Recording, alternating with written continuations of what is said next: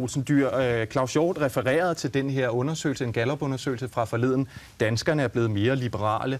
Det handler blandt andet om, at 78% mener, at ingen bør betale mere end 50% i skat. 62% mener, at staten har for meget indflydelse på deres liv. Er det her en bekymrende udvikling, eller hælder du til, at det er positivt nu med dit liberale sindelag, som du har erklæret her i aften?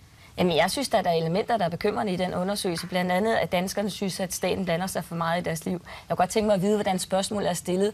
Fordi når jeg vender det om og ser, hvor har staten virkelig blandet sig i folks liv, så har det jo været at begrænse sådan en som Stein Bagger, som jeg er sikker på, at Liberal Alliance ellers ville simpelthen holde op. Jeg har dog aldrig mødt så useriøs en debattør som dig. Først så går du og siger, at vores politik er noget andet, end den i virkeligheden er. Så sammenligner du os med Stein Bagger. Helt ærligt. Kan du komme til for dig selv? Nej, men I mener jo, at finansverden og bankverden skal reguleres meget mindre, end de bliver. Det er omgang sludder, det der. Ej, det er jo ikke rigtigt. I har jo været ude og forsvare adskillige gange, at bankerne og den finansielle sektor skal reguleres i dette land. Kan du ikke opføre dig lidt mere værdigt, end det du gør her? Det prøver jeg bestemt. Jeg argumenterer jo ud fra det, I selv går rundt og siger. Nej, det gør du ikke. Men Pia Olsen, tilbage til undersøgelsen. Ja. Din pointe er, at det